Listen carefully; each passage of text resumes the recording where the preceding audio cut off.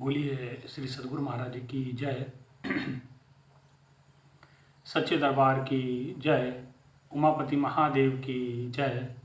श्री कृष्ण बलदेव की जय। सद्गुरु आशुतोष महाराज जी की जय।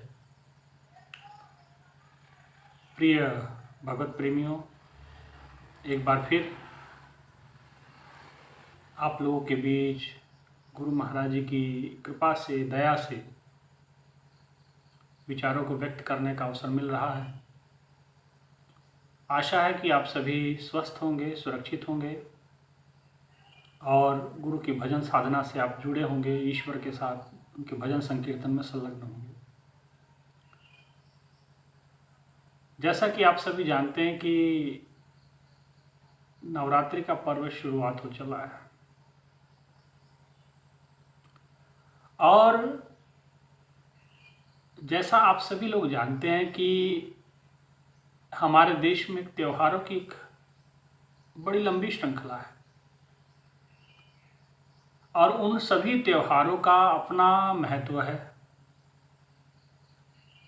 उन सभी त्योहारों से कुछ न कुछ परमात्मा ने ऐसा, उस त्योहारों की निर्मिति कुछ इस प्रकार से की गई है जो हमारे जीवन में सांसारिक, दैहिक कह लो या आध्यात्मिक, सामाजिक बहुत से परिवर्तन त्योहारों की वजह से होते हैं। त्योहार, पर्व, उसके पीछे आध्यात्मिक क्रांति छुपी होती है, आध्यात्मिक रहस्य छुपे होते हैं। कुछ प्रकृति के रहस्य भी उसी के अंदर छुपे होते हैं। भाइयों बहनों, आज का जो मानव है त्योहार तो बड़े मनाता है, पर्व तो बहुत सारे सेलिब्रेट करते हैं लोग, लेकिन उसके पीछे की जो महत्वता है, जो उसके पीछे के जो रहस्य हैं, जो उसके पीछे के जो आध्यात्मिक तथ्य थे वो बहुत पीछे छोड़ जाते हैं और त्योहारों के नाम पे, पर्व के नाम पे केवल परंपराएं हमारे पास रह जाती हैं। उस परंपराओं को हम निर्वाह कर जाते हैं और उस परंपराओं के निर्वाह में हम इतना व्यस्त अपने आप को कर लेते हैं कि जिसके वो त्योहार हैं वो ईश्वर कहीं पीछे रह जाता, वो शक्ति कहीं पीछे रह जाती। इसलिए भाइयों बहनों, हमारी कोशिश है, गुरु महाराज जी की भी एक कृपा रही, जब भी गुरु महाराज जी के पास बैठने का मौका मिला, बहुत सारी बातें महाराज जी, त्योहारों के विषय में भी जब बातें होती थी तो महाराज जी बड़े खुल करके बातें सब बताते थे कि इसके पीछे ये रहस्य है, इसके पीछे ये मतलब है। और सभी त्योहार आपको उस परम पिता परमात्मा की ओर इंगित करते हैं, इशारा करते हैं कि आप उससे जुड़े हैं। कि जितने त्योहार आपके जीवन में आते हैं या साल में आते हैं, चाहे गुरु पूर्णिमा का आता है, चाहे रामनवमी का आएगा, चाहे शिवरात्रि का प्रोग्राम आता है, चाहे माँ दुर्गा के अब नवरात्रे शुरू हो चुके हैं, ये सारे त्योहार आपको उस परमात्मा से जोड़ने के लिए हैं। लेकिन आप परमात्मा से नहीं जुड़ पाते हैं, आप ईश्वर से, उस आदि शक्ति, उस परमात्मा से नहीं जुड़ पाते हैं। आप सिर्फ परंपराओं से जुड़ के रह जाते हैं। आप कुछ परंपराएं आपने बना ली हैं, समाज ने बनाई हैं, अलग क्षेत्र की अलग अलग परंपराएं होती हैं, उसमें उस संदर्भ में हम नहीं जाएंगे। लेकिन विचार हमको करना है कि केवल परंपराओं का निर्वाह कर देने से क्या हम उस परम पिता ईश्वर तक पहुंच पाएंगे? क्या परंपराओं का निर्वाह करना गलत है? मैं तो नहीं मानता गलत है, सही है सब कुछ। लेकिन परंपराएं क्यों है? उस परंपरा के पीछे, उस सनातन पद्धति के पीछे अगर सनातन धर्म के साथ, सनातन संस्कृति के साथ कोई त्योहार जुड़ा है तो उस सनातन संस्कृति के साथ अगर त्योहार जुड़ा है तो उसके पीछे बड़ा कोई आध्यात्मिक तथ्य, आध्यात्मिक रहस्य भी है और आध्यात्मिक क्रांति का भी वो इशारा हो सकता है। और जिसके कारण अगर आप उस चीज को समझ जाएं, उस तथ्य को समझ जाएं, तो आप अपने जीवन के एक अद्भुत परिवर्तन की ओर पाएंगे। भाइयों बहनों, जैसा कि आप सब जानते हैं कि आज नवरात्रि की शुरुआत है और इस नवरात्रि त्योहार की आप जानते हैं कि नवरात्रि 9 रातों का ये त्यौहार है, बाकी सारे दिन दिन में मनाए जाते हैं। एक शिवरात्रि है, एक नवरात्रि है। और इस नवरात्रि के त्यौहार में माता के विभिन्न रूपों की पूजा होती है। माँ दुर्गा के 9 रूपों की पूजा होती है। उसकी शक्ति आराधना लोग करते हैं, भक्ति भजन भाव लोग व्रत करते हैं, उपवास करते हैं, तमाम और भी परंपराएं अलग अलग क्षेत्र में प्रचलित है। लेकिन क्या इन परंपराओं को निर्वाह कर देने से क्या आप मां के नजदीक हो जाएंगे? विचार करना है, सोचना है कि आखिर नवरात्र के पीछे ऐसा कौन सा ज्ञान, कौन सा ऐसा तथ्य है जो हमें समझना जरूरी है। आज प्रथम दिवस है नवरात्रि का। प्रथम दिवस माता शैलपुत्री की पूजन का विधान है और दूसरे दिन माता ब्रह्मचारिणी। ये माता दुर्गा के ही ये अलग अलग रूपों का वर्णन जो आता है। माता शैलपुत्री, शैल का मतलब होता पत्थर, पर्वत की पुत्री थी इसलिए पार्वती। हिमवती भी नाम है उनका, और क्योंकि आप जानते हैं हिमालय पुत्री है, हिम मतलब बर्फ, तो उसे उस नाम से भी माता को संबोधित किया जाता है। ये प्रकृति के बहुत नजदीक है। माता शैलपुत्री है। अलग अलग दिनों में अलग अलग देवियों के पूजा का प्रचलन है और अलग अलग शक्ति के स्वरूप हैं, एनर्जी के रूप हैं। ये उस महापुंज, महाशक्ति, आदि शक्ति, उसके विभिन्न रूप हैं और इस विभिन्न रूपों की पूजा इन 9 दिनों में होती है। हम इस पे जरा विचार कर लेंगे आज। माता शैलपुत्री कहा जाता है कि आज माता शैलपुत्री की पूजा होती है। माता शैलपुत्री प्रकृति के पास है, आपको प्रकृति की ओर इशारा करती है कि हम प्रकृति के समझे जरा, प्रकृति को कैसे आप प्रकृति के विरुद्ध कार्य करते हैं। और माता शैलपुत्री हमें प्रकृति के नजदीक आने की और उसको अंगीकार करने की, और जिसने प्रकृति को अंगीकार कर लिया उसका जीना सरल हो जाता है संसार में। इसीलिए माता शैलपुत्री प्रकृति के बड़े नजदीक है, इसलिए उनको पर्वत पुत्री भी कहा गया, हिमवती भी कहा गया, शैलपुत्री भी कहा गया, पार्वती भी कहा गया, बथेरे नाम है उनके। लेकिन अब इस शैलपुत्री जी की अब कथा क्या आती है। कहा जाता है कि माता सती से ये प्रारंभ होता है। कहते माता सती जो पार्वती जी का पूर्व जन्म है, माता सती राजा प्रजापति दक्ष के घर में जन्म लेती हैं, वहीं उनका लालन पोषण होता है और पिता की अवज्ञा करके या पिता के इच्छा के विरुद्ध जा करके भगवान भोलेनाथ का वो वर्ण करती हैं। कथा तो बड़ी विस्तार से है, लेकिन सब कुछ बताना संभव नहीं है क्योंकि समय सीमित होता है। जो जरूरत है वही मैं चीज़ें आपके सामने रख रहा हूँ। यूँ तो कहानी बहुत लंबी है और कहते हैं कि भगवान शिव का उन्होंने वर्ण किया। उनकी पत्नी है, धर्म पत्नी है, जन्मों जन्मों का रिश्ता है, जन्मों जन्मों का नाता है। और माता सती ने भगवान भोलेनाथ का वर्ण अपने पिता के विरुद्ध जा करके, उनकी इच्छा के विरुद्ध जा करके उन्होंने किया, जिसके कारण प्रजापति दक्ष जो भगवान शिव से बैर रखते हैं और बैर रखने के कारण उनको जगह जगह पे अपमानित करने का कोई मौका होता है वो छोड़ते नहीं हैं। लेकिन भगवान भोलेनाथ हैं, भगवान शिव हैं, वो किसी की परवाह करते नहीं, क्योंकि महादेव हैं, देवों के देव हैं। आप हम जैसे लोग थोड़ी हैं कि जिसको कोई कुछ बोल दे तो तुरंत तिलमिला जाए। भगवान भोलेनाथ है, ध्यानस्थ रहने वाले परम योगी हैं, और उन पे कभी इन बातों का असर होता नहीं।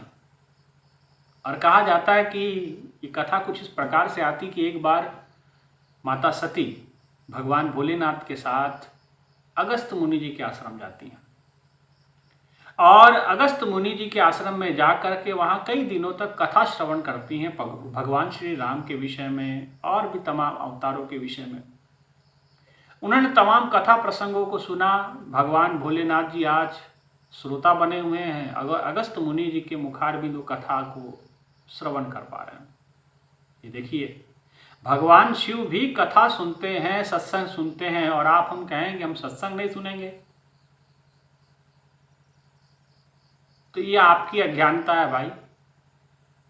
भगवान भोलेनाथ भी कथा श्रवण करते हैं, सत्संग श्रवण करते हैं, सुनते हैं संतों के मुखारबिंद, और आप हम इतने बड़े हो चुके हैं कि हमें सत्संग श्रवण करने की इच्छा ही नहीं है, कि हम सोचते हैं कि बिना सत्संग ही तो है, क्या कर सुनना उसका, पता है क्या बातें होने वाली।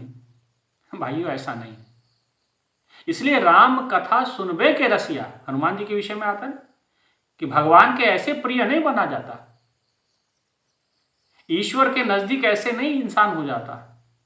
प्रभु की कथा को, सत्संग को सुनना पड़ेगा, सत्संग विचारों पे चिंतन मनन हमें करना होगा।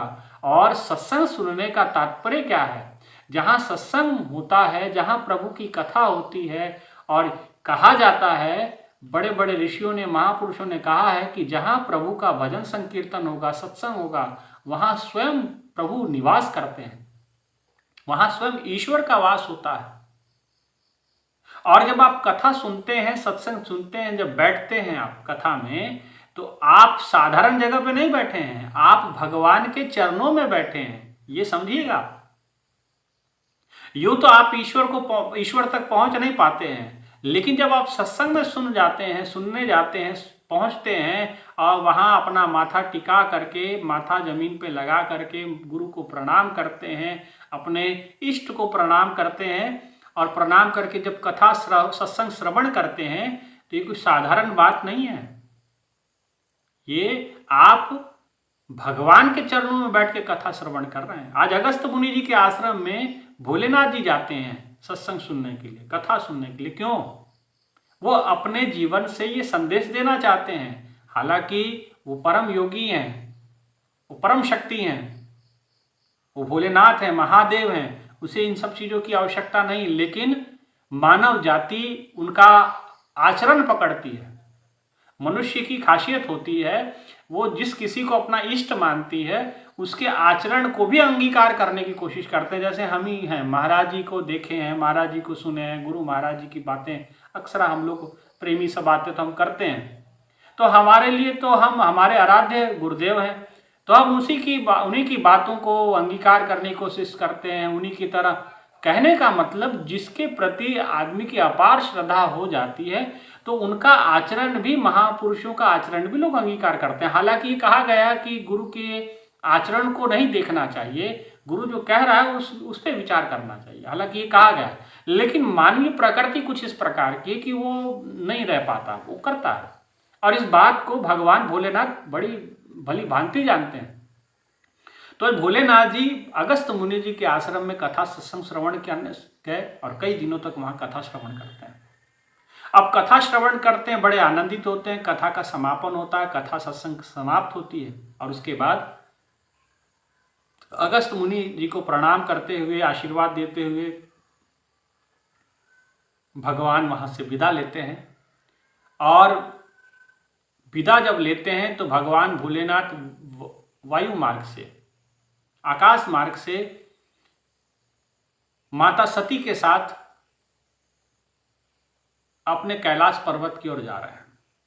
अब जब जा रहे हैं तो रास्ते में एक दिव्य घटना घटती है।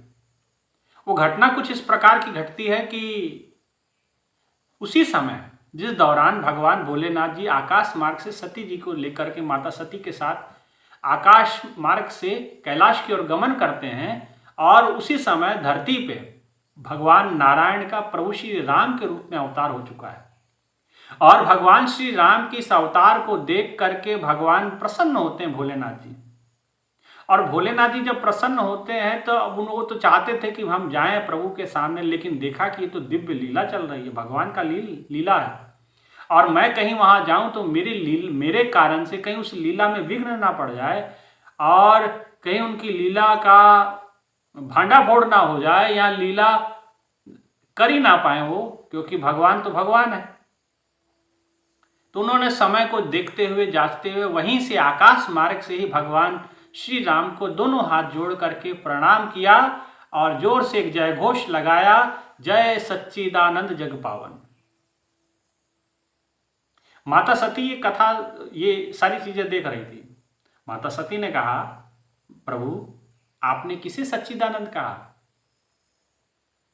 तो भगवान भोलेनाथ ने कहा कि सुनो सती, ये धरती पे जरा नजर दृष्टिपात करो और देखो कि नीचे प्रभु श्री राम जो कि भगवान विष्णु जी का रूप हैं, अवतार हैं और मानवीय लीला कर रहे हैं। और देखिए सब जानते हुए भी कैसे अनजान बने बैठे हैं। घट घट अंतर की जानत भले बुरे की पीर पहचानत। जो घट घट अंतर की जानता है, भले बुरे का सब कुछ दुख दर्द पहचानता है, आज ऐसे प्रभु और इस प्रकार से अपने आप को ऐसे अज्ञान बना के रखे हुए, अपने लोगों को भ्रमित कर रखे हैं अज्ञानता में कि आप उनको देखेंगे तो ऐसा लगेगा कि अज्ञान में जी रहे हैं। और अपनी पत्नी को जो घट घट की अंतर जानते हैं, आज पत्नी को खोज रहे हैं, कहाँ है, पत्तों से पूछ रहे हैं, लताओं से पूछ रहे हैं। और मैं उनकी दिव्य लीला को जान रहा हूँ कि वो जानते सब कुछ है, लेकिन फिर भी खेल ऐसा चल रहा है। तो मैं उस लीला को जानते हुए उन्हें प्रणाम कर रहा हूँ कि प्रभु आप है तो खिलाड़ी लेकिन अनाड़ी बने हुए हैं, लेकिन ठीक है, आपकी लीला है, आपने जग में कुछ सोचा होगा, आप पालनहार हैं और आपकी लीला अद्भुत है, अद्वितीय है, विलक्षण है, दिव्य है। इसलिए मैं उस लीला में विघ्न डालना नहीं चाहता, इसलिए मैंने जगत से ही उस सच्चिदानंद को, उस परम पिता जो है भगवान नारायण को प्रणाम कर लिया है। जब ऐसी बातें भगवान भोलेनाथ ने सती जी से कही तो माता सती कहने लगी, एक तो आप कहते कि वो जगत नियंता है, सर्व अंतर्यामी है, सबकी घट घट की जानता है, तो क्या उन्हें पता नहीं कि उनकी पत्नी कहाँ है? तो भगवान कहते हैं कि देखो, जानते तो वो सब कुछ है, लेकिन प्रभु एक मानवीय रूप में लीला कर रहे हैं। तो मानव जाति की अपनी एक मर्यादा है और भगवान का ये जो अवतार है ये मर्यादा से युक्त अवतार है। इसमें मर्यादा की पराकाष्ठा को पालन करना है। और मर्यादा की पराकाष्ठा क्या होती है प्रभु श्री राम से आप समझ पाएंगे। तो तमाम बातें वो माता सती को समझाते हैं, लेकिन आप जानते हैं कि जब इंसान के मन में भ्रम घुस जाता है, इंसान के दिमाग में जब भ्रम की स्थिति उत्पन्न हो जाती है तो वो बातों से नहीं समझ पाता। तो भगवान भोलेनाथ जी समझा रहे हैं, तब माता सती नहीं समझी। तो अक्सर लोग भी आते हैं ना कि ये भ्रम है। तो देखो भाई, मैं आपको एक बात बताऊं कि आदि गुरु शंकराचार्य जी कहते हैं कि गधे का पार उतारा हो सकता है। संतों ने कहा कि भवसागर से पागल आदमी पार हो सकता है, गधा पार हो सकता है, जानवर पार हो सकता है, लेकिन भ्रमित इंसान नहीं पार हो सकता। संशय आत्मा विनश्यति, संशय आत्मा का विनाश होना निश्चित है, इसलिए संशय का स्थान नहीं। भगवान बड़ा समझाते हैं, लेकिन माता सती समझ नहीं रही। अब भगवान देख रहे हैं कि ये समझ नहीं रही है और वो जान रहे हैं कि ये अब समय ठीक नहीं इसका चल रहा, संस्कार कुछ, नक्षत्र कुछ और कह रहे हैं। तो भगवान भोलेनाथ ने कहा कि देखिए, आपको अगर नहीं समझ में आ रहा है तो एक काम कीजिए, आप जाकिन परीक्षा ले, जे तुमरे मन अति संदेह हो तो जाकिन परीक्षा ले। अगर आपके मन में संदेह है तो जाके परीक्षा ले लो भगवान की, कोई समस्या नहीं है। माता सती ने कहा ये बात सही है। माता सती वहां से विदा लेकर के भगवान श्री राम जहां लीला कर रहे हैं वन के अंदर, पत्तों से लताओं से पूछ रहे हैं कि मेरी सीता कहाँ है, मेरी सीता कहाँ है। तो माता सती ने क्या किया, सीता जी का रूप धारण किया। अब जब सीता जी का रूप धारण किया और जिस रास्ते से भगवान श्री राम जा रहे हैं उसी रास्ते पे जाकर के खड़ी हो जाती हैं, लेकिन प्रभु श्री राम उनकी ओर ताकते तक नहीं, दूसरा रास्ता अख्तियार कर लेते हैं, दूसरे रास्ते पे निकल जाते हैं।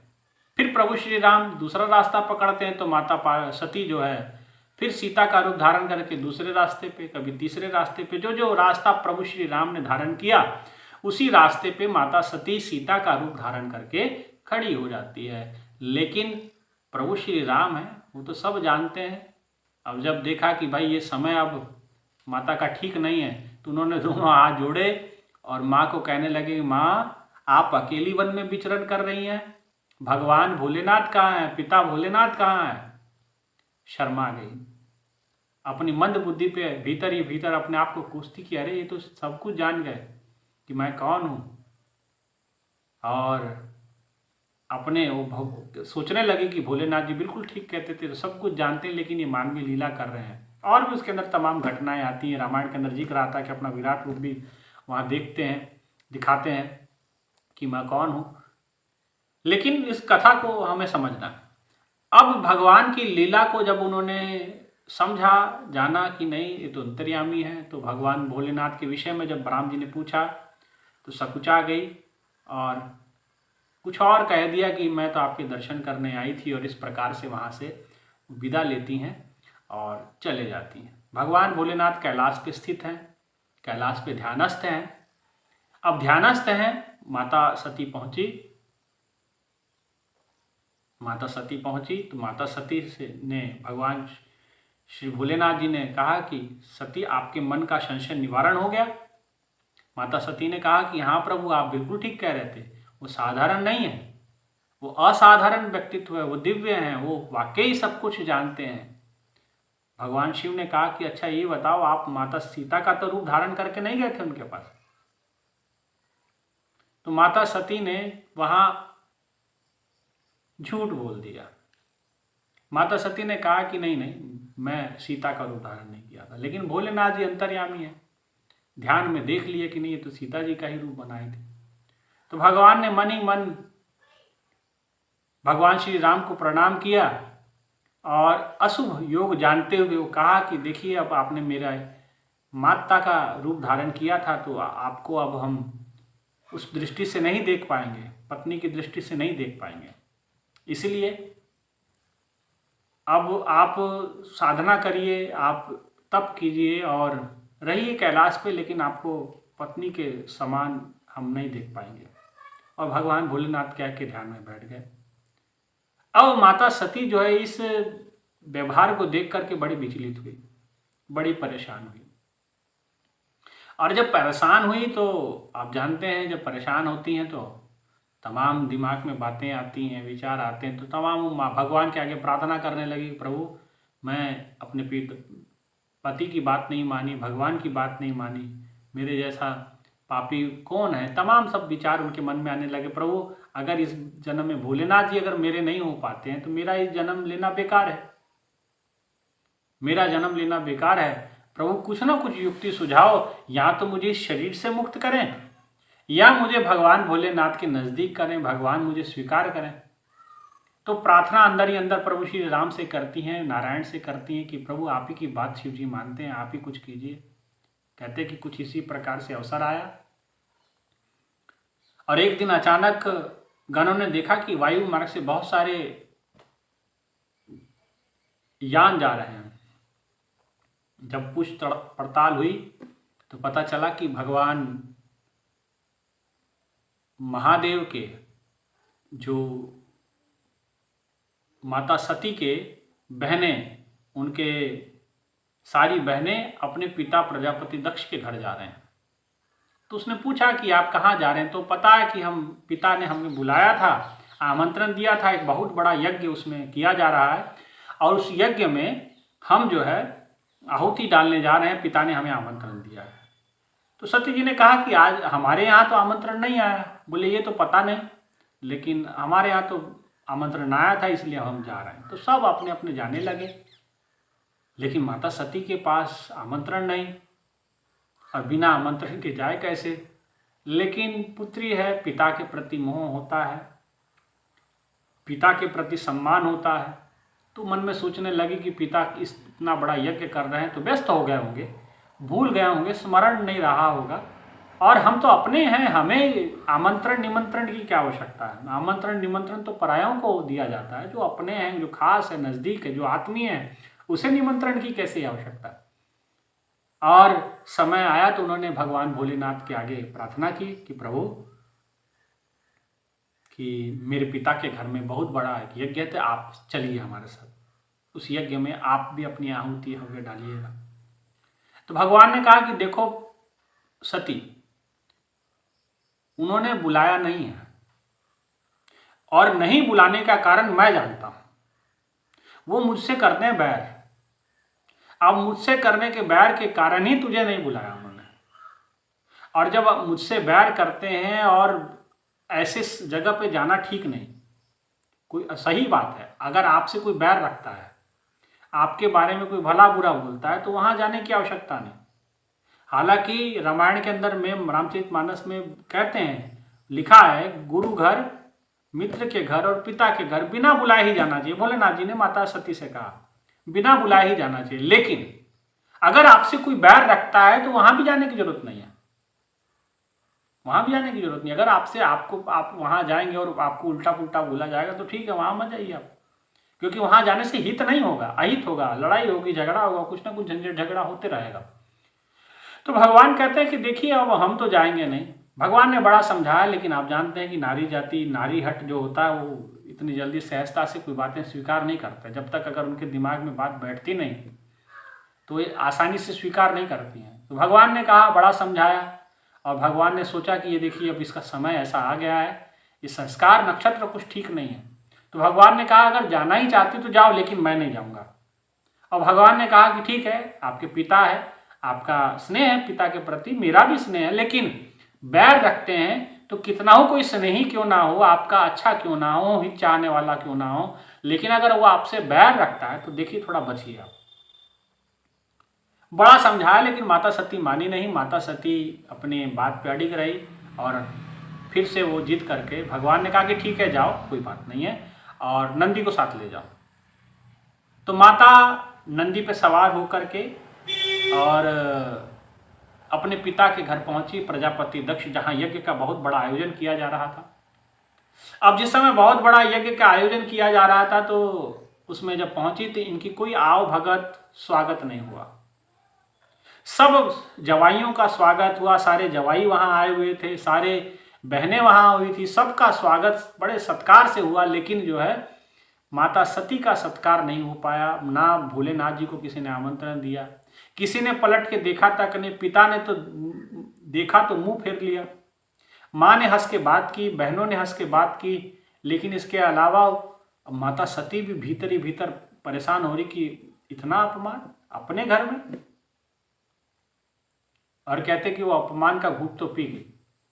और उसके बाद कहते कि उन्होंने तमाम लोगों को देखा, तमाम देवी देवताओं को देखा, भगवान विष्णु को देखा, ना ब्रह्मा जी को देखा, तब सब लोग पहुंचे, लेकिन भोलेनाथ जी वहां नहीं। उनको बड़ा लगा कि भाई ये शिव जी की बिना ये यज्ञ पूरा कैसे होगा। तो उन्होंने अपने पिता को कहा कि देखो शिव जी के बिना ये आपका यज्ञ पूरा हो नहीं सकता। तो प्रजापति दक्ष उल्टा पुल्टा बोलने लगे भगवान भोलेनाथ के बारे में, बहुत वो तो अघोरी है, तो ये है, उसको रहने की जगह नहीं है, कपड़ा पहनने का ढंग नहीं, वस्त्र आभूषण धारण करने की अकल नहीं है, वो तो मुर्दों के बीच में रहता है, राख लपेट के रहता है, अघोरी की तरह रहता है, नंग धड़ंग रहता है, गले में सर्प धारण करके रखता है। तमाम बातें भगवान के विरुद्ध में वो बोलने लगे। माता सती चुपचाप सुनती रही, और भगवान शिव का जब विरोध में उन्होंने तमाम बातें कही तो भगवान माता पार्वती सती जी से वो सहन नहीं हो पाई, और माता सती जी ने आक्रोश में आकर के एक जोर से हुंकार भरी। उन्होंने कहा कि पिताजी बस शांत हो जाइए, मैंने वैसे ही अपने पति का 2 बार अपमान कर दिया है, उनकी बात न मान करके। पहली बार मैंने प्रभु श्री राम पे संशय किया, दूसरा उन्होंने मुझे मना किया था यहाँ आने से, लेकिन फिर भी मैं आई कि मैंने ये सोच करके आई कि मेरा पिता है, लेकिन अगर आप मेरे पिता नहीं होते तो अभी मैं आपको श्राप दे देती, लेकिन मैं आपको श्राप नहीं दे पाऊंगी क्योंकि आप इस देह के पिता हैं, इसलिए मैं आपको श्राप नहीं दे पाऊंगी। इसीलिए, और आपने भगवान भोलेनाथ का अपमान किया है, मेरे पति का अपमान किया है, और नारायण आप यहां बैठ करके चुपचाप देख रहे हैं, ब्रह्मदेव आप देख रहे हैं, तमाम देवी देवता को तरह तरह की माता ने बातें सुनाई और कहा कि अगर ऐसा है तो ये यज्ञ किसी काम का नहीं है, और माता ने अपने आप को योग अग्नि के अंदर अपने आप को स्वाहा कर लिया।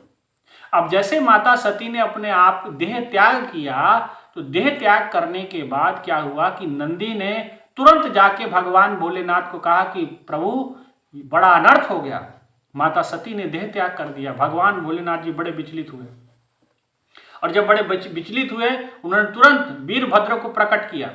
वीरभद्र को कहा कि जाओ उस यज्ञ को ध्वंस कर दो, उस यज्ञ को नाश कर दो।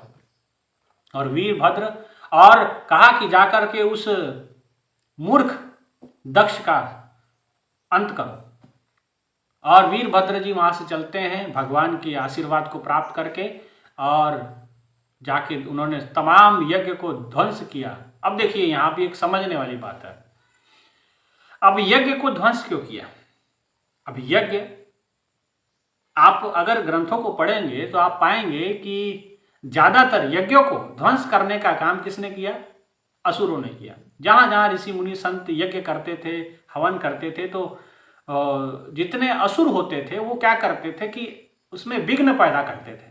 उसके अंदर वो तमाम अपना कुछ डाल देना, कुछ पानी डाल देना, कुछ मांस टुकड़े डाल देना, उस यज्ञ को भ्रष्ट करते थे। ये ज्यादातर काम असुरों ने किया, लेकिन यहां भोलेनाथ जी ने भी ये काम किया। अब भोलेनाथ जी ने क्या किया? कुछ इस प्रकार का काम नहीं किया, लेकिन भगवान ने वीरभद्र को बेच के वो यज्ञ ही भ्रष्ट करवा दिया, भंग करवा दिया। क्यों? इस पे विचार करना है। आगे भोलेनाथ जी या विष्णु जी या ब्रह्मा जी तो यज्ञ के रक्षक होते हैं, इनको बुला करके हम यज्ञ की रक्षा सौंपते हैं, लेकिन इन्होंने क्यों यज्ञ भ्रष्ट किया? कारण है वहां नारी का अपमान हुआ। और भाइयों बहनों, जहां नारी का अपमान होता उस यज्ञ को भगवान ने भ्रष्ट करा दिया, तो आप समझिए कि जिस घर में नारी का अपमान होगा वहां क्या होगा? वहां आप सोचते हैं भोलेनाथ जी की बड़ी कृपा बरसेगी, विष्णु जी की बड़ी कृपा बरसेगी। भाइयों बहनों, जहां स्त्री रोती है, जिस घर में महिलाएं रोती हैं, वहां कभी बरकत नहीं होती है। जिस घर में महिलाओं का अपमान होता है, बच्चियों का अपमान होता है, उस घर में कभी लक्ष्मी जी का वास नहीं होता, वहां कभी सुख शांति समृद्धि नहीं आ पाती है।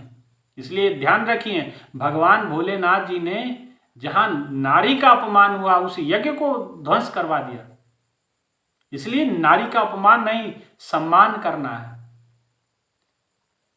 मातृवत मानना है।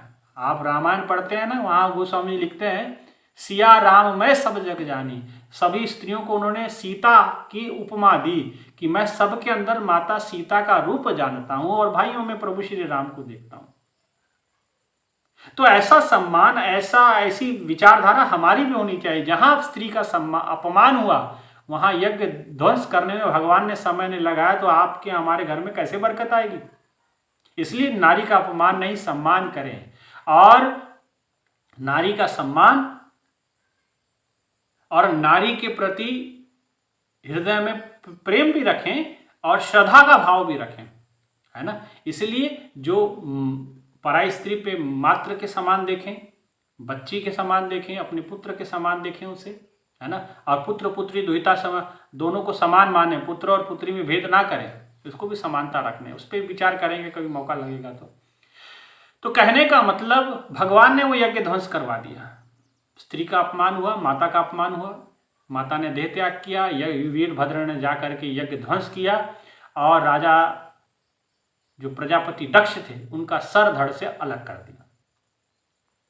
भोलेनाथ जी वहां आते हैं, माता सती के शव को उठाते हैं, बड़े लोग विलाप करते हैं। माता ने कहा, माता की मां ने कहा, सती जी की मां ने कहा कि प्रभु आप इन्हें क्षमा करें। तमाम सब विचार विमर्श हुआ, तो कहते कि भगवान भोलेनाथ जी ने क्या किया कि राजा प्रजापति का दक्ष का जो सर कटा हुआ था उसकी जगह बकरे का सर लगाया। अब ये भी थोड़ा सांकेतिक बातें, जरा समझें इसको। अब बकरा क्या करता है? मैं करेगा। क्यों? प्रजापति दक्ष में क्या था? मैं था, वो सबसे मैं ही हूं सब कुछ, किसी का भी अपमान कर दे रहा था। दक्ष का मतलब क्या होता है? दक्ष ये शब्द अगर समझेंगे तो दक्ष यानी क्या होता है? दक्ष का मतलब होता है एक्सपर्ट, या किसी विषय में प्रवीणता को प्राप्त करना। हम कहते हैं ना, फलाने विषय में इंसान ने दक्षता हासिल कर ली, किसी ने गाने में दक्षता हासिल कर ली, किसी ने लेखन में दक्षता हासिल कर ली, किसी ने पठन पाठन में दक्षता हासिल कर ली, किसी ने किसी और कला में दक्षता हासिल कर ली। तो दक्षता का मतलब प्रवीणता, मतलब एक्सपर्ट हो जाना, आंग्ल भाषा में कहें तो, कि एक्सपर्ट हो जाना। तो दक्ष का मतलब एक्सपर्ट हो जाना, और एक्सपर्ट लोगों की खासियत होती है मैं वो किसी को कुछ समझते हैं नहीं। आप समझिएगा, कभी कभी कोई किसी ऐसे व्यक्ति के पास बैठी का कुछ जानकार होता है तो वो किसी को कुछ समझता ही नहीं है, किसी को कुछ जानता ही नहीं है। तो वह भगवान ने कहा कि ये अहंकारी व्यक्ति है, इस पे इसका सर काटो, उसकी जगह बकरे का सर लगा। बकरा क्यों लगा? मैं करता, बोले इसकी हालत ही, ये बकरा सूट करता है इसको। भगवान ने वहाँ बकरे का सर लगाया, और भगवान तो एक्सपर्ट ही है इस काम में। बकरे का सर लगा करके और भगवान जी वहाँ से माता सती के शव को उठा करके चल पड़ते हैं, और कहते कि माता सती के शव को उठा करके वो पता नहीं कितने हजार वर्षों तक वो भ्रमण करते हैं।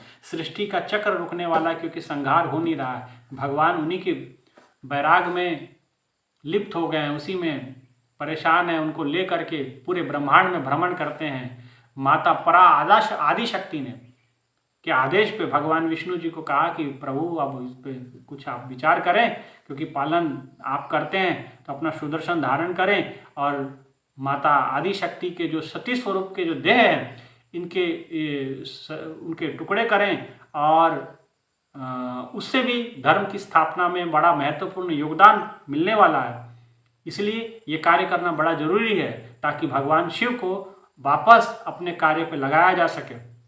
आगे के कार्य को करना है तो भगवान विष्णु जी ने अपना सुदर्शन चक्र धारण करके और माता सती के शव के कई टुकड़े किए, और जब कई टुकड़े होते हैं, भोलेनाथ जी ने देखा कि ये किसने किया, देखा कि विष्णु जी प्रभु आपने, तो भगवान ने उनको बड़ा आदरपूर्वक सारी बात समझाई कि देखिए अब सृष्टि का चक्र इस प्रकार से सारे कार्य व्यथित हो रहे हैं, और आपका अपने कार्य को करना बहुत आवश्यक है, और माता सती का भी इस देह से मुक्ति अनिवार्य है। अब हमें माता सती के अगले जन्म का हमें इंतजार करना पड़ेगा, और इससे भी धर्म की स्थापना होगी। उन्होंने पूछा कैसे, तो बोले कि जहाँ जहाँ ये माता सती के शरीर के अवयव गिरेंगे, अंग गिरेंगे, वहाँ वहाँ शक्तिपीठ स्थापित होंगे।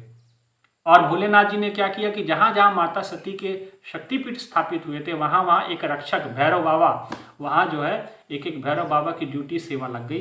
भगवान के रुद्र के अंश वहाँ पे सदैव उपस्थित रहते हैं उनकी रक्षा हेतु। जैसे कामाख्या देवी आसाम के अंदर है, ज्वाला देवी है, नैना देवी है, जहाँ शक्तिपीठ है आप जानते हैं। तो 52 शक्तिपीठों के बारे में आता है कि जैसे हिंगलाज देवी है, वो पाकिस्तान में पड़ता है। तो कहने का मतलब ये शक्तिपीठ, वहाँ शक्तिपीठ स्थापित होते हैं। वो भी धर्म के अंदर बहुत बड़ी योगदान भगवान शिव का और माता सती का उसके अंदर। तो शक्तिपीठ वहाँ स्थापित हो गए, भगवान भोलेनाथ अपने कार्य पे लग गए, और समय आने पे माता सती ने अब पर्वतराज हिमवान के घर में मैना जी के गर्भ से माता सती ने जन्म लिया। उस आदि शक्ति ने फिर से जन्म लिया माता मैना के गर्भ से। और माता मैना के गर्भ में जब वो आई तो पहले ही अपने विराट रूप को माँ के सामने प्रकट किया, पिता के सामने प्रकट किया कि देखो ये मेरा जन्म है, और पिछले जन्म में माता पिता ने बड़ा विघ्न पैदा किया, इस जन्म में आप मत कीजिएगा, मुझे अपने रास्ते पे जाने दीजिएगा। भगवान माता की बात मान करके पर्वतराज ने कहा कि बिल्कुल ऐसा ही होगा माँ, आप चिंता ना करें। और माया के अधीन माता ने फिर सब कुछ विस्मृत करवा करके और माता गर्भ में समा गई, और समय आने पे माता का जन्म होता है। और जब माता का जन्म होता है तो चारों ओर खुशियां हैं, चारों ओर प्रसन्नता है, चारों ओर प्रकृति के अंदर एक अद्भुत छटा सी छा गई है, एक अद्भुत रौनक सी आ गई है। यही है शैलपुत्री। माता पार्वती का जन्म होना। पार्वती अभी नाम नहीं रखा गया। नाम किसने रखा? कहते कि नारद जी आए, तो नारद जी से नामकरण भी होता है। और उन्होंने देखा कि पर्वत की पुत्री हैं, इसलिए पार्वती। और उन्होंने कहा कि समस्त नारी जाति की पूजनीय होंगी, प्रेरणा स्रोत होंगी, समस्त नारी जाति इनके कसम खाएगी। आज भी कहते हैं ना कि फलानी स्त्री सती स्वरूपा है। क्यों कहते हैं? माता सती से वो प्रेरित है, क्योंकि माता सती के अंदर सतीत्व इतना जबरदस्त था। तो माता पार्वती का पर्वत जी की पुत्री हैं, इसलिए पार्वती हैं। हिमालय की पुत्री है, हिमवती भी कहते हैं उसे, है ना। शैलजा भी कहते हैं, पत्थर पुत्री है इसलिए शैलजा भी कहा जाता है, शैलपुत्री भी कहा जाता है। तो बथे बहुत सारे नाम हैं, लेकिन समझे आप इस बात को। तो माता ने जन्म लिया। तो जब माता ने जन्म लिया तो चारों ओर प्रकृति प्रसन्नता को प्राप्त कर गई।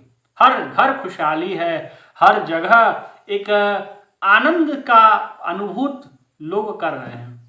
प्रकृति भी अपने पूर्ण सौंदर्य पे है। प्रकृति की, क्योंकि ये रूप जो है माता पार्वती जी का, ये प्रकृति स्वरूपा है, प्रकृति के नजदीक है। और समय आने पे उन्होंने कहते कि जब कुछ बड़ी होती हैं तो नारद जी जाते हैं, उससे तपस्या के लिए प्रेरित करते हैं कि आपका जीवन का उद्देश्य कुछ और है। आप भगवान भोलेनाथ की महिमा को वो सुनाते हैं और उनके मन में कुछ इस प्रकार से विचार डालते हैं कि आपका जीवन भगवान भोलेनाथ के लिए हुआ है और आपको उनको प्राप्त करना है। तो कहते कैसे प्राप्त करूँगे? कहते भगवान को प्राप्त करना ऐसे नहीं प्राप्त हो सकती हैं, उसके लिए कुछ करना पड़ेगा। अक्सर लोग कहते हैं क्या करना है भगवान को प्राप्त करने के लिए? कुछ करना है। अरे पार्वती जी को भी भगवान भोलेनाथ को प्राप्त करने के लिए तपस्या करना पड़ा, और आप हम कहते हैं कि बिना कुछ किए हो जाएगा। तो ये थोड़ा मुश्किल काम है। आप अपने आप को समझाइए, क्योंकि कोई और तो समझा नहीं सकता। आप अपने, क्योंकि अपने विचारों में आदमी इतना व्यस्त होता है, वो किसी और के विचारों को महत्व नहीं देता है ना। तो माता ने कहा कि कैसे प्राप्त करूं? भगवान ने कहा, नारद जी ने कहा कि देखिए, नारद मतलब रास्ता दिखाने वाला, नारद मतलब प्रकाश को देने वाला। और उन्होंने रास्ता दिखा दिया कि देखिए आप जाइए और भगवान ब्रह्मदेव जी का तपस्या कीजिए, उनको प्रसन्न कीजिए, वरदान मांगिए। वरदान में भोलेनाथ जी को मांग लीजिए। वही सृष्टि के पालक हैं, संहारक हैं, और वो देवों के देव महादेव हैं। लोग देवताओं की पूजा करते हैं, वो देवों के भी देव महादेव हैं और त्रिदेवों में से एक हैं। इसमें ज़रूर उनकी तपस्या की, भगवान की महिमा का उन्होंने वर्णन किया। और उसके बाद माता पार्वती कुछ समय पश्चात माता पिता से रजा लेकर के जंगल की ओर चले जाती हैं और एक जगह जा करके ध्यानस्थ होती हैं, ब्रह्मदेव जी की तपस्या करती हैं। और ब्रह्मा जी की जब तपस्या करती हैं तो ब्रह्मा जी प्रसन्न होकर के पूछते हैं कि पुत्री वर मांगो। तो माता ने कहा कि मुझे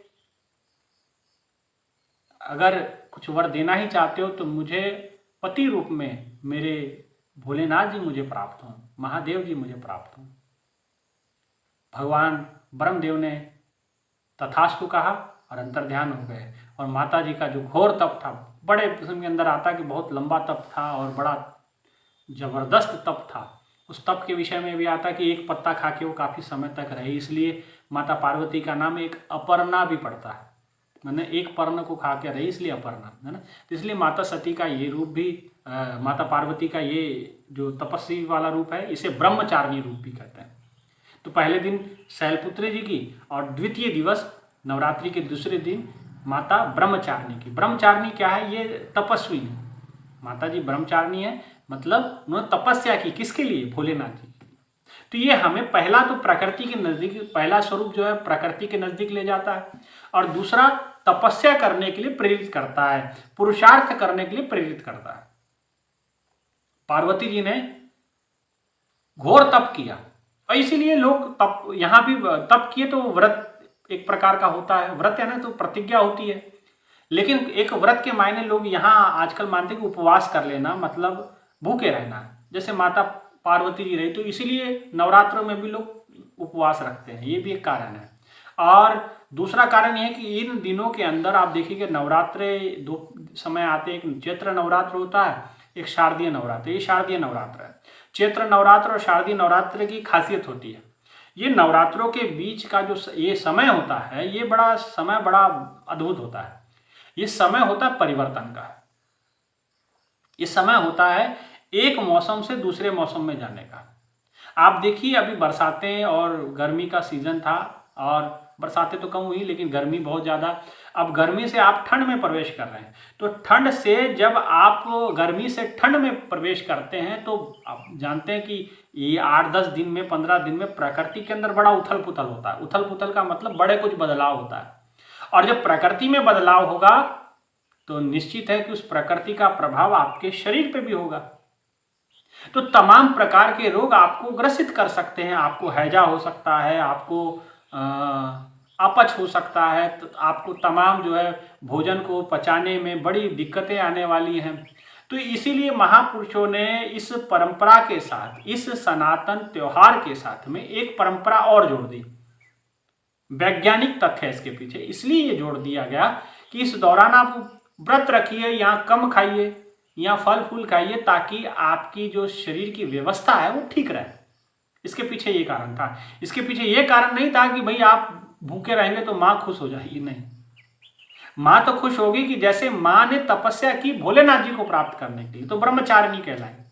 आपको भी तपस्या करनी है, अपने आप को तपाना है ईश्वर को प्राप्त करने के लिए। ईश्वर को जैसे भोलेनाथ जी के को प्राप्त करना सहज नहीं है, क्योंकि वो तपस्वी हैं और उनके वाम भाग में बैठना कोई साधारण स्त्री का काम नहीं है, उसके लिए भी तपस्वी चाहिए। तो माता पार्वती जी ने खूब तपस्या करके भगवान को प्रकट किया और भगवान से आशीर्वाद प्राप्त किए। कहने का मतलब माता शैलपुत्री और माता ब्रह्मचारिणी, ये दो रूपों की चर्चा मैंने आज विस्तार से थोड़ा की है, उनकी कथा को।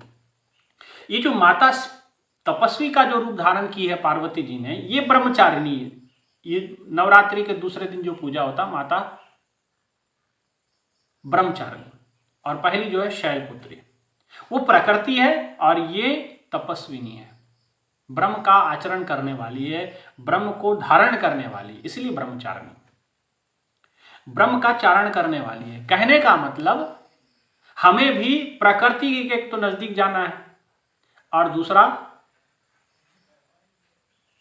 ईश्वर को आचरण में लाना है, ईश्वर को, ब्रह्म को आचरण में लाना है।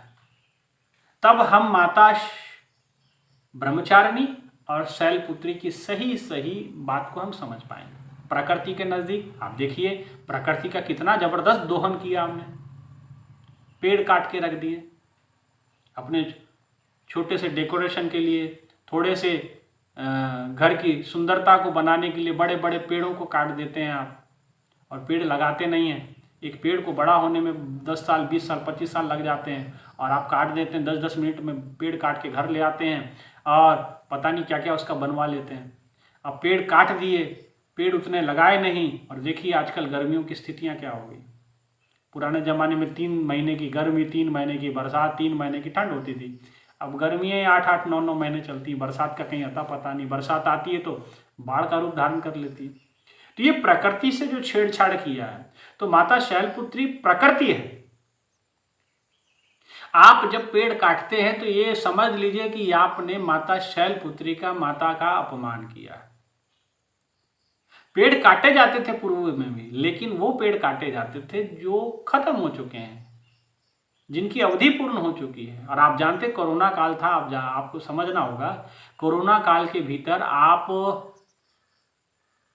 जब लोगों के हृदय में कोरोना ने जकड़ा, फेफड़ों को जकड़ा, तो ऑक्सीजन पे लोगों को लगाया गया। ऑक्सीजन प्लांट खाली पड़ गया, ऑक्सीजन नहीं मिल रहा था। एक एक ऑक्सीजन का सिलेंडर 50-50, 60-60 हज़ार में लोग ब्लैक में बेच रहे थे। देखिए ये भी इंसान की फितरत है, लोग मर रहे हैं और उनको ब्लैक करना है। अब 50-50, 60-60 हज़ार में लोगों ने ऑक्सीजन खरीद करके अपने घर में रखा कि भैया कहीं हमारा फेफड़ा जाम हो, कम से कम ये लगा लेंगे नाक के ऊपर, कम से कम जिंदा रहेंगे हम। अब ऐसे ऑक्सीजन फ्री में पेड़ देते हैं, एक पेड़ 1000-1000, 2-2 हज़ार, कई पेड़ तो ऐसे भी 5-5 हज़ार लोगों को एक ही दिन में ऑक्सीजन दे देता है, इतना ऑक्सीजन रिलीज करता है। इसलिए पेड़ों का महत्व है, प्रकृति का महत्व है, और माता शैलपुत्री प्रकृति है। तो हमें प्रकृति की रक्षा का भी प्रण पहले नवरात्र पे लेना चाहिए। पेड़ों को लगाना चाहिए, अधिक से अधिक पेड़ लगाएं।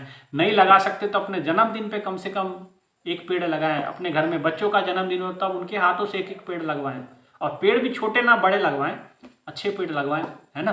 तो कहने का मतलब, और ये यादगार भी रहेगा, है ना, हमेशा याद रहेगा कि ये पेड़ था। तो ये प्रकृति का जो अपमान हमने किया है, ये कोई साधारण बात नहीं है। ये इसका आवा परिणाम भुगत रहे हैं।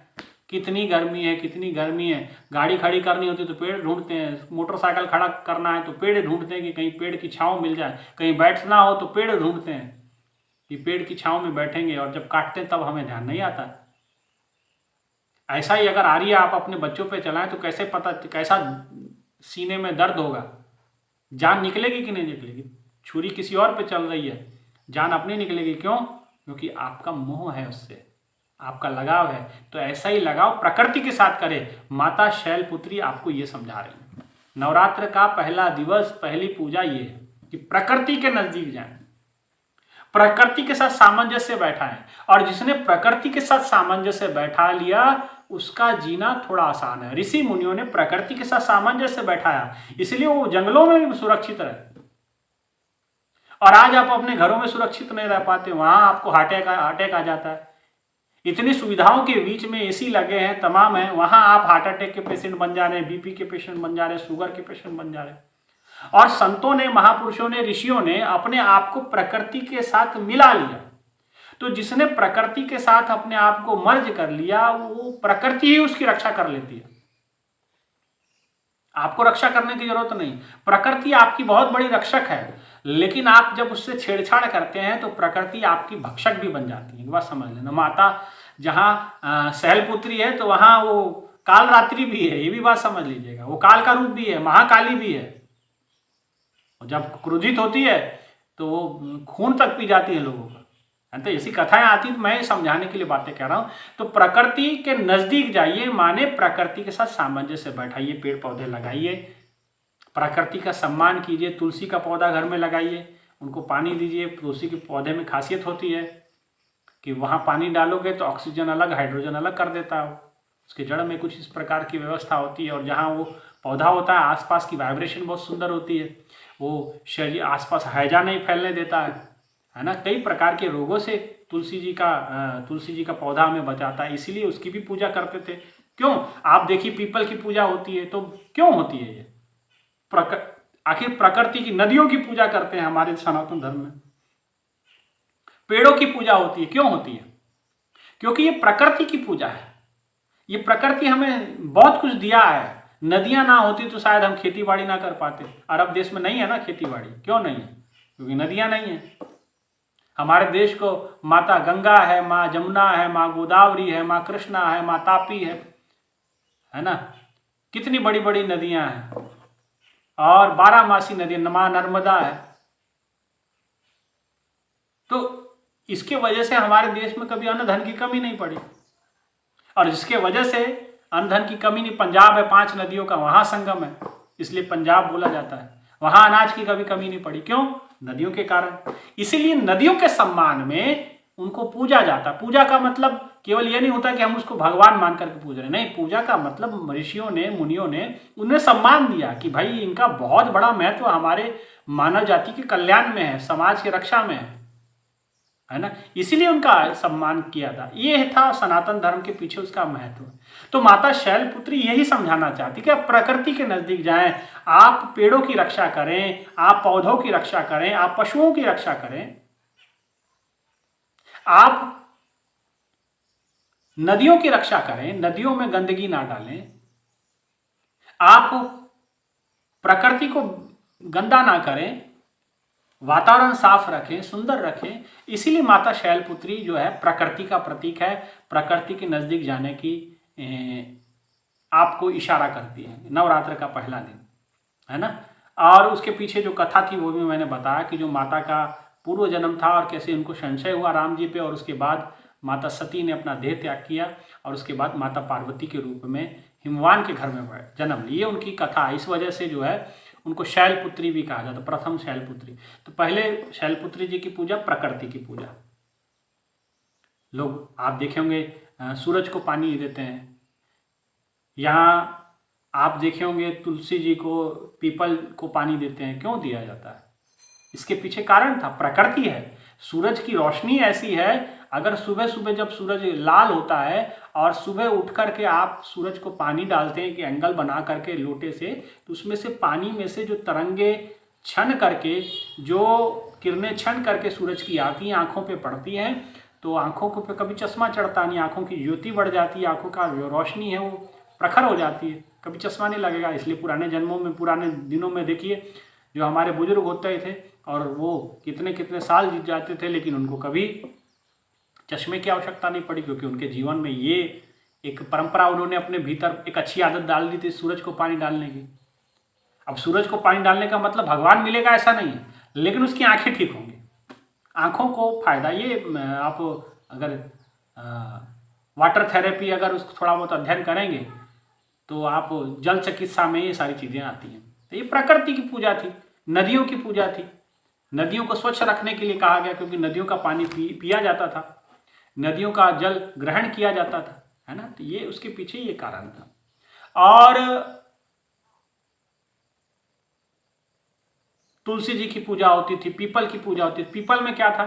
पीपल में पानी डालते हैं। पीपल एक ऐसा पेड़ है कि 24 घंटे ऑक्सीजन देता है, बाकी पेड़ों के तुलना में वो ऑक्सीजन भरपूर देता, दिन और रात दोनों समय देता है। कारण है उसके पीछे कि जैसे बाकी जितने पौधे हैं, पेड़ हैं, वो सूर्य की रोशनी में ही वो प्रोसेस करते हैं, और जिसके कारण वो सूर्य की रोशनी में, जिसको आप अगर पढ़ेंगे बॉटनी में तो उसको कहते हैं प्रकाश संश्लेषण प्रक्रिया, और अंग्रेजी में कहें तो फोटोसिंथेसिस प्रोसेस, है ना। तो ये in the presence of sunlight, ये होती कब है, ये प्रोसेस कब होती? In the presence of sunlight, मतलब सूर्य रोशनी के मौजूदगी में ये मतलब ये प्रोसेस घटती है, ये विधि घटती है, प्रकाश संश्लेषण प्रक्रिया। इसमें ऑक्सीजन निकलता है। तो ये जो प्रक्रिया है, जब सूरज उगता है तब सारे पौधे करते हैं। लेकिन पीपल पेड़ की कुछ खासियत इस प्रकार से बताई जाती है कि वो 24 घंटे ऑक्सीजन देता है, सूर्य की रोशनी में भी और सूर्य जब अस्त हो जाता है तब भी। इसलिए बहुत सारे ऋषि मुनि पीपल के पेड़ के नीचे बैठ के भी तपस्या साधना करते हैं, है ना। तो कहने का मतलब वो ऑक्सीजन बहुत ज़्यादा देता था, और तमाम उसमें रोगों की लड़ने की क्षमता होती है। उसके पीपल का पत्ता कहते हैं कि पीलिया में उसका घोल बना के पिया जाता है। आप भी आजकल गाँव में देखे होंगे, उसको पीस करके पिया जाता है पीपल के पत्ते को, जब पीलिया हो जाता है। पीलिया का कोई रोग नहीं होता, पीलिया का कोई इलाज नहीं है। डॉक्टर कहेगा खाना चबा के खाओ और लीवर की कुछ दवाई दे देगा, है ना। तो पीलिया का कोई ऐसा इलाज, स्पेशल इलाज नहीं है, उसको यही बताया जाता है कि खाना चबा के खाओ भाई, और ये लीवर की मजबूत करने के लिए कुछ दवाई टॉनिक दे देते हो कि लीवर कमज़ोर हो गया, इसलिए पीलिया हो गया, खून बन नहीं रहा, सफ़ेद बने जा रहा, लाल बन नहीं रहा, इसलिए पीला पड़ गया, है ना। तो इसलिए ये पीपल की पूजा, इसलिए इससे ऐसा नहीं कि भाई पीपल कोई भगवान कृष्ण कहते हैं मैं पेड़ों में पीपल हूँ। क्यों? महत्व दिया प्रकृति को, शैलपुत्री प्रकृति। तो हर जगह ये चीज़ें आपको मिलेगी, चाहे रूप कई हो सकते हैं, अलग अलग तरीका हो सकता है संतों का समझाने का, महापुरुषों का, अवतारों का समझाने का, लेकिन ये हमारे लिए ये शैलपुत्री प्रकृति है, प्रकृति के साथ तालमेल बैठाना। दूसरा, माता ब्रह्मचारिणी। जो माता ब्रह्मचारिणी का मतलब जो माता ने तपस्या की, ब्रह्म का आचरण किया, और उसके द्वारा तप करके उन्होंने भगवान भोलेनाथ को मांगा। हमें क्या मांगना है? अब हमें विचार करना है। पहले प्रकृति से तालमेल, और दूसरा ब्रह्मचारिणी। अब आप देखिए, अभी आपने नवरात्र की व्रत भी धारण किया होगा। कई बहनें, माताएं बहनें व्रत धारण करती हैं, उपवास रखती हैं कि मैंने 9 दिन तक कुछ खाना पीना नहीं, या कुछ थोड़ा बहुत हल्का फुल्का भोजन, फलाहार ग्रहण करते हैं। लेकिन ठीक है, वो अपना करिए, आप लोग, बेहतर है, आप अपना समझ सकती हैं, उस विषय पे हम नहीं जाएंगे। लेकिन अब क्यों करना है ये समझना है, और किस लिए करना है। आप व्रत रखती हैं तो इसके पीछे आप माँ की पूजा कर रही हैं, माँ के द्वितीय रूप का ब्रह्म आचरण माता जी समझा रही हैं कि आप जो पूजा कर रही हैं उसके पीछे मकसद क्या है, उसके पीछे उद्देश्य क्या है, ये जरूर क्लियर कर लेना, ये जरूर स्पष्ट कर लेना। माता ने भोलेनाथ को प्राप्त करने के लिए तपस्या की थी। आप किसको प्राप्त करने के लिए तपस्या करते हैं? जरा इस सब्जेक्ट को, इस विषय को आप क्लियर कर लेना कि आपके मन में क्या है। आप भगवान को प्राप्त करना चाहते हैं कि भगवान को छोड़ दुनिया को प्राप्त करना चाहते हैं? ये समझ लेना। एक भजन भी आपने सुना होगा, माँ मुरादे पूरी कर दे हलवा बांटूंगी। तो माँ मुरादे पूरी करने के लिए नहीं है, ठीक है। माँ से सारी जो जो जो मांगे ठाकुर अपने से सोई सोई देवे, जो मांगते भगवान दे देता है, वो कोई बात नहीं है। लेकिन ये हमें भी समझना है कि हम क्या मांगेंगे। भोलेनाथ जी को मांग लिया पार्वती जी ने तपस्या करके। आप भी तपस्या कर रही हैं, माने 9 दिन तो भूखे रहेंगी तपस्या के, तो आपके भी मांग में क्या होना चाहिए? मांग मतलब आपकी इच्छा में क्या होना चाहिए? आपकी इच्छा में भी भगवान होने चाहिए, आपकी इच्छा में भी ईश्वर होने चाहिए। आप ईश्वर को छोड़ को बाकी सारी दुनिया मांग लेते हैं। मैंने देखा कई लोग कहते हैं अरे मैं बच्चे हैं, मैं परीक्षा में पास हो जाऊं तो माँ तुम्हारा उपवास करूंगी, है ना। बहनों का ये होता है। कई भाई लोग भी हैं कि मेरे को नौकरी लग जाए तो मैं आपका उपवास करूंगा। तो भाई ठीक है, ये कर रहे हैं आप, ये भी ठीक है, चलो कोई बात नहीं है, इसमें कोई हर्ज नहीं है। लेकिन मांगना है तो बड़ा मांगे। गुरबानी कहती है मांगना मांगन निका, हर जस प्रभुते मांगना। कुछ मांगना है तो बड़ा मांगो, ये छोटी चीजें क्यों, निका क्यों मांगना, छोटा क्यों मांगना। मांगना मांगन निका, हर जस प्रभुते मांग। मांगना है तो भगवान की महिमा मांगे, मांगे तो भगवान को मांगे। मैं तुझसे क्या मांगू, मैं तुम्ही को मांगता हूं। मैं तुझसे क्या मांगू, मैं तुम्ही को मांगता हूं। भाई मैंने तुझसे क्या लेना देना, मुझे तो तुम्ही से मतलब है ना। क्योंकि अगर आप मिल जाए तो सब कुछ मिल जाएगा।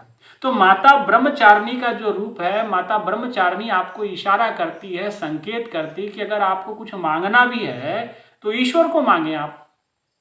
आप दुनिया की दौलत मांगते हैं, आप दुनिया का पैसा मांगते हैं, धन मांगते हैं, दौलत मांगते हैं, ये कितने दिन चलेगा।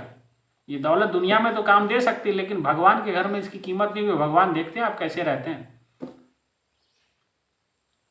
भगवान के घर में ये करेंसी चलने वाली नहीं, वहां सिर्फ भक्ति रूपी रत्न चलेगा, वहां भक्ति रूपी करेंसी चलेगी। वहां आपके एक एक जो श्वास आपको दिया गया है, इसका हिसाब लिया जाएगा। इसलिए कहा नेकियां कमाई है, देना पड़ेगा हिसाब। बड़ा पुराना भजन हमारी बहन गाया करती थी आश्रम में, नेकियां कमाई है, देना पड़ेगा हिसाब, नेकियां कमाई है। तो हिसाब तो देना पड़ेगा भाई। ये तो कर्मों का बंधन है जो हम यहाँ भोग रहे हैं। एक झोली में फूल खिले हैं, एक झोली में कांटे। महाराज जी भजन गाते थे, कभी कभी हम सुनते थे। एक झोली में फूल खिले हैं, एक झोली में कांटे, कोई कारण होगा। ये तो कोई कारण है जब हम अच्छे बुरे गरीब अमीर हुए हैं, है ना। लेकिन अब हमें अपना विवेक जागृत करना है। तो माता ब्रह्मचारिणी का ये जो रूप है हमें इशारा करता है कि जैसे पार्वती जी ने भोलेनाथ को मांगा, आप भी भगवान को मांगे। जाएं माता के पास, माँ को कहें कि माँ मैं क्या मांगू तुमसे, माँ मुझे तुम दर्शन दो, प्रभु तेरा दर्शन हो जाए। ये मन की मनोकामना है, ये मन की भावना है। आप जाएं माँ के पास, जाएं जहां आप तीर्थों पे जाना चाहते हैं, कोई मनाही नहीं है। ये हमारे महापुरुषों ने बनाया है। क्यों बनाया है? उनको पता था कि भाई लोग यहाँ आएंगे, हमारे इतिहास को, पुरातन इतिहास को जानेंगे, और जाके मांगना है। क्या मांगना है? भगवान से नहीं मांगोगे, किससे मांगोगे? दुनिया से मांगोगे। देने वाले दुनिया तो छीनने वाली है, देने वाली थोड़ी है। तो मांगना है भगवान से। तो क्या मांगना? छोटी मोटी चीज नहीं मांगना, भगवान को ही मांग लेना है, ईश्वर को ही मांग लेना। जैसे पार्वती जी ने ब्रह्मा जी से क्या मांगा? भोलेनाथ को मांगा। और असुरों ने क्या मांगा? कि मुझे ये शक्ति दे दो, मुझे वो शक्ति दे दो, मुझे ये सिद्धि दे दो, और मिली। लेकिन वो वरदान भी उनके लिए श्राप बन गए कि नहीं? आपने गए भगवान के पास, मंदिर में गए, कबीरदास जी बड़ा सुंदर भजन कहते हैं ना, दुनिया देखो मस्त दीवानी, भक्ति भाव ना बूझे जी। कोई आए तो बेटा मांगे, भेंट रुपया लीजे जी। कोई रचाए ब्याह सगाइयां, संत कुसैया रीजे जी। कोई आए तो दुख का मारा, हम पर कृपा कीजिए जी। सच्चे का कोई ग्राहक नाही, झूठा जगत पति दे जी।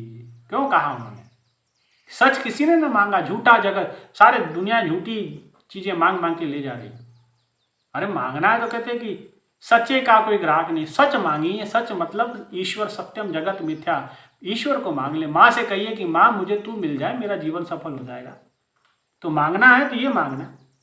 अखियां हरि दर्शन की प्यासी, वो कहते हैं मेरी अखियां प्यासी है तो हरि दर्शन की प्यासी हैं। तो आप भी जाएं माता के पास, माँ मैं आपकी भक्ति कर रही हूँ, लेकिन एक ही इच्छा है, माँ मुझे तुम दर्शन दे दो, माँ मेरा जीवन सफल हो जाएगा, आपका दर्शन हो जाएगा तो मेरा घर धन्य धान्य से तो ऐसे ही भर जाएगा, है कि नहीं। इसलिए माँ ब्रह्मचारिणी आपको ब्रह्म का आचरण करने के लिए कह रही है कि आप ब्रह्म को मांगो, ब्रह्म को प्राप्त करो, ईश्वर को प्राप्त करो, जहां से हमने यात्रा प्रारंभ की है, क्योंकि वही हमारा आखिरी विश्राम स्थल है, उसी में जाके विलय होना है हमको। इसलिए मांगना है तो परमात्मा को मांग लो, ईश्वर को मांग लो। संसार की दौलत कितने दिन काम आएगी और कब तक काम देगी। और जो दौलत आप मांगोगे, दौलत आती है तो साथ में कुछ और भी लेकर के आती है, अवगुण भी लेकर के आती है, क्योंकि दौलत, पैसा, लक्ष्मी जब आती है तो लक्ष्मी जी की सवारी उल्लू की है, वो जिसके पास जाती है उल्लू बना के चले जाती है। दौलत का मतलब दो लत, पैसा आता है तो दो लातें मारता है, पहली लात छाती पे मारता है, फुला के इंसान को चौड़ा अहंकारी बना देता है, और दूसरी लात जब दौलत की पड़ती है पीठ पे पड़ती है और इंसान को कब्र में डाल देती है। इसलिए दौलत पाए न कीजिए सपने में अभिमान, लेकिन अगर प्रभु मिल जाएंगे तो सब कुछ सार्थक हो जाएगा, सब कुछ सफल हो जाएगा।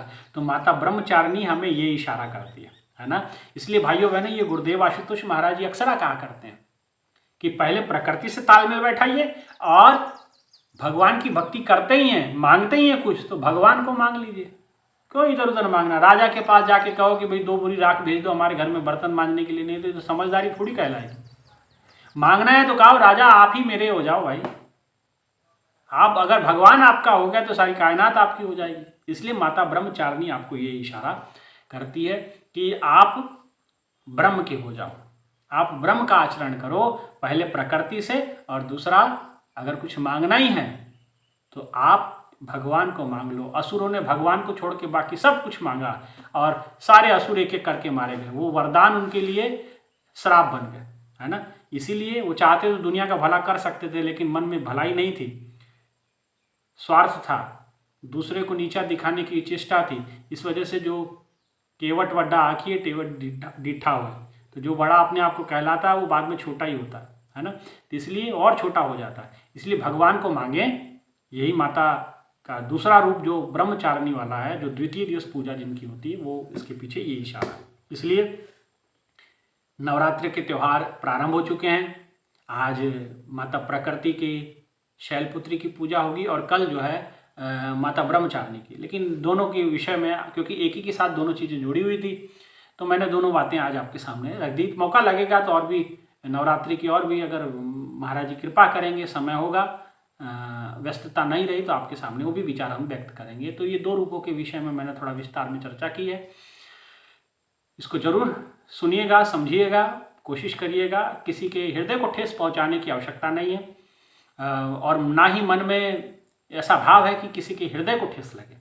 बस समझाने का प्रयास है कि भाई भाव हमारे क्लियर हैं, कि भाई आप समझें बात को, और ये सुने भी, औरों को भी सुनाएं, औरों को भी इस सत्संग विचारों के साथ जोड़ें, और इस वीडियो को आप खुद भी देखें, लोगों को भी दिखाएं और शेयर भी कर लें, और हमेशा सत्संग विचारों को सुनने के लिए इसे सब्सक्राइब भी कर लें। ये सत्संग विचार जरूर सब्सक्राइब कर लें, और ताकि आप समय समय पर सत्संग विचारों को सुन पाएँ, ठीक है। तो ये मेरा चैनल है स्वामी हरिदासानंद के नाम से, तो आप इसे जरूर सब्सक्राइब कर लीजिएगा, ताकि आप आने वाले सत्संग विचारों को भी श्रवण कर पाएँ, ठीक है ना।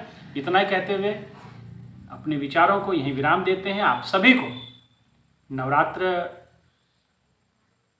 की हार्दिक शुभकामनाएं, आपको ढेर सारी बधाई इस नवरात्र की, और आपको, आपके लिए हमारे हृदय में प्रार्थना गुरु के चरणों में हम करेंगे, गुरु महाराज जी के चरणों में, कि सबको गुरुदेव स्वस्थ रखें, सुंदर रखें और अपने चरणों में जोड़े रखें, सबको साधना का बल बख्शें, सत्संग विचारों का प्रभाव बख्शें, और गुरु बार बार आपको सत्संग विचारों से जोड़े रखें। यही प्रार्थना गुरु महाराज जी के चरणों में करते हुए सभी सृष्टि के लिए, समस्त भूलोक वासियों के लिए प्रार्थना कि सर्वे भवन्तु सुखिना, कि सभी सुखी हों, निरोगी हों। यही मनोकामना के साथ मैं अपने विचारों को यहीं विराम देता हूँ। एक बार जोरदार जय घोष लगाएंगे। बोले श्री सद्गुरु महाराज जी की जय। श्री कृष्ण बलदेव की जय, उमापति महादेव की जय, माँ शैलपुत्री की जय, माँ ब्रह्मचारिणी जी की जय, गुरुदेव आशुतोष महाराज जी की जय। जय श्री राम, जय जय श्री राम।